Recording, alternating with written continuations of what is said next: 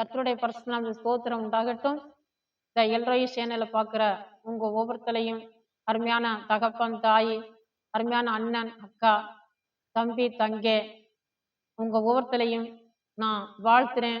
ஏசப்பா உங்க மேல பிரியமா இருக்கிறாரு, உங்களை ஆசீர்வதிப்பாரு. தொடர்ந்து இந்த எல்ரோயி சேனலை பாருங்க, இதை சப்ஸ்கிரைப் பண்ணுங்க, லைக் பண்ணுங்க.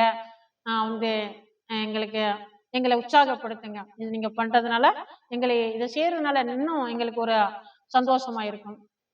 இந்த நாள்ல ஆண்டவர் உங்களுக்காக தந்த வேத வசனம் சங்கீதம் 84 4வது வசனம். உம்முடைய வீட்டில் வாசமா இருக்கிறவர்கள் பாக்கியவங்க, அவர்கள் எப்பொழுதும் உண்மை துதித்து கொண்டே இருப்பார்கள். உங்களுடைய வீட்டில வாசமா இருக்கிறவர்கள் பாக்கியவங்க. பாருங்க, வீட்டில ஆண்டவருடைய வீட்டில சொன்னா அதே ஜெப வீட்டை குறித்து சொல்லுது, ஆண்டுடைய தேவ ஆலயத்தை குறித்து சொல்லுது. ஆண்டோட வீட்டுல இதை வந்து ஜெபம் பண்ணணும், அவரை ஆராதிக்கணும். அந்த வீட்டுல நம்ம எப்பொழுதும் ஒரு வாசமா இருக்கிறது, வாசம் சொன்னா அவரை வந்து துதிக்கணும். அந்த வீட்டுக்கு வந்து வந்து போறதே ஒரு ஆசீர்வாதம் தான். ஆண்டோடைய பார்வையில வந்து வந்து போறங்கிறது போல. அப்ப பாருங்க, இது வசனம் சொல்லப்பட்டிருக்குது, பாக்கியவங்கன்னா பாருங்க, அதான் நல்லவங்க, நல்ல பேர் பெற்றவங்க, ஆண்டவர் பாராட்டுறவங்க, ஆண்டவருடைய பார்வையில வந்து ஆண்டவருக்கே ஒரு சந்தோஷத்தை கொடுக்கிறவங்க. ஆண்டவர் ஒரு மனிதர்கள் மேல யார் மேல சந்தோஷமா இருந்தாருன்னா கண்டிப்பா என்ன செய்வாங்க, அவங்க ஆசீர்வாதமாகவே நல்லா இருப்பாங்க. நல்ல எல்லா விதத்திலுமே ஆசீர்வாதமா இருக்க முடியும். அதான் பாக்கியவங்க. அதே போல அப்ப நம்ம பாக்கியவங்களாக ஆசீர்வதிக்கப்பட்டவர்களாக இருக்கணும் சொன்னாக்க அவருடைய ஜெப வீட்டுல அவருடைய ஆலயத்துல வாசமாக இருக்கணும். ஜெபம் பண்ணணும், அடிக்கடி வந்து ஜெபம் பண்ணணும். தேவ ஆலயத்தை வந்து பார்க்கும் பொழுது அந்த இடத்துல போயிட்டு இன்னும் ஒரு சின்ன ஜெபமாவது நம்ம பண்ணிட்டு போகணும். அங்கே ஆண்டவர் ஏன்னா வசனம் சொல்லப்பட்டிருக்குது இன்னொரு இடத்துல, நான் அதெல்லாம் சொல்ல வரல பாருங்க. அவருடைய செவிகளும் அவருடைய கண்களும் இங்க இருந்து என்ன செஞ்சுக்கான், பார்த்துக்கிட்டே இருக்குதான், கவனிச்சுக்கிட்டே இருக்குதான். அப்ப பாருங்க, அவருடைய பார்வையில நேரடியா வந்து அவருடைய ஜெபப்பட்டியில வாசம் பண்ணி அவரை துதிச்சு அவரை ஆராதிக்கும் பொழுது பாக்கியவங்களாக இருப்பார்கள். அதனாலதான் நீங்க வந்து இதை கேட்கிற நீங்க யாரா இருந்தாலும் சொல்லி இப்ப வந்து இன்னும் கூட வார்த்தை சொல்லப்பட்டிருக்கு, அவரை துதிச்சு கொண்டே இருப்பாங்களாம். துதிச்சு கொண்டே இருக்கிறது எப்படி? சந்தோஷமா இருந்தாதான் துதிக்க முடியும். கஷ்டமா இருந்தாக்கா என்ன செய்வான், மனசு சோர்ந்து போயிட்டு ஒரு மாதிரி இருக்கும். ஆனா துதிச்சு கொண்டே இருப்பாங்களாம். வசனம் சொல்லப்பட்டிருக்கு, ஆண்டவர் கொடுத்த வார்த்தைகள். அப்ப ஆண்டவர் ஆசீர்வதிக்கும் பொழுது, அவர் சந்தோஷப்படும் பொழுது, அவருடைய பார்வையில் இருக்கும் பொழுது நீங்க அவர் ஆசீர்வதிப்பாரு, அதிகமா ஆசீர்வதிப்பாரு.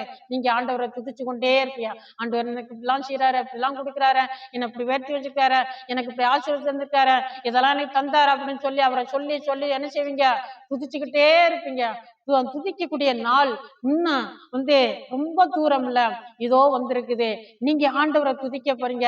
எந்தெந்த விஷயத்துல நீங்க வந்து கலங்கி கொண்டு கண்ணீர் வடிச்சு கொண்டிருக்கிறீங்களோ, நீங்க ஆண்டவரை நோக்கி பாக்குறதுனால, ஜெபத்துல வந்து நீங்க வாசம் பண்றதுனால, ஆண்டவரை துதிக்கிறதுனால, இன்னும் ஆண்டவர் எனக்கு இப்படிலாம் செய்யறாருன்னு சொல்லி சொல்லி சொல்லி நீங்க ஆண்டவரை துதிக்க போறீங்க. ஆண்டவர் உங்களை ஆசீர்வதிக்க போறாரு.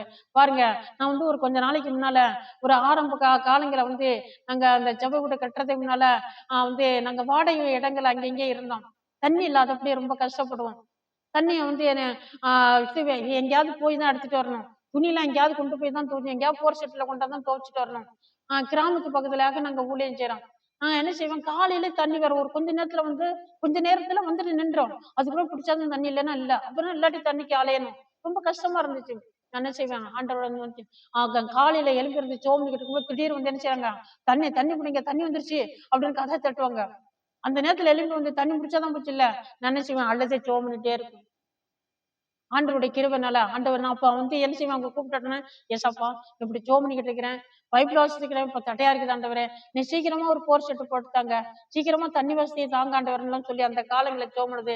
இன்னைக்கு ஆண்டவருடைய கிருபைனால போரும் தண்ணி வசதியை தந்ததுனால இன்னைக்கு நான் என்ன பண்றேன், ஏசாப்பா நான் இருந்த இடத்துல இருந்து தண்ணி பிடிக்கிறேன்னு ஸ்தோத்திரம். அது போல ஒவ்வொரு விதத்துல ஏசாப்பா உங்களை துதிக்க வைப்பாரு ஆண்டவர். இந்த வருஷத்துல ஆண்டவர் உங்களுக்கு அற்புதங்களை செய்வாரு. நான் உங்களுக்கு ஆட்சேபிக்கிறேன். பரிசுத்தம் நல்ல பிதாவே, தோத்து நன்றி ஏசப்பா. இந்த வேத வசனத்தை கேட்ட நம்முடைய பிள்ளைகளை ஒவ்வொருத்தரையும் தனித்தனியா பேர் புறா தொட்டு ஆசீர்வதிங்க. எல்லாரும் ஆண்டவர் அப்பா தோத்து நம்ம துதிக்கிறவர்களாக மாற்றுங்க ஐயா. நம்முடைய ஜெப வீட்டுல ஆண்டவரை தடையில்லாதபடி வந்து வாசம் பண்ண நம்ம துதிக்க ஆண்டவர் நம்முடைய பிள்ளைகளை ஒவ்வொருத்தருக்கும் உதவி செய்யுங்க தகப்பனே. ஸ்தோத்திரம் நன்றி ஏசப்பா. இதை கேட்கிற ஒவ்வொருத்தருக்கும் சமாதானத்தை கொடுங்க ஆண்டவரே. ஏசு கிறிஸ்துவின் நாமத்தை ஜெபிக்கிறேன் பரிசுத்தம் நல்ல பிதாவே.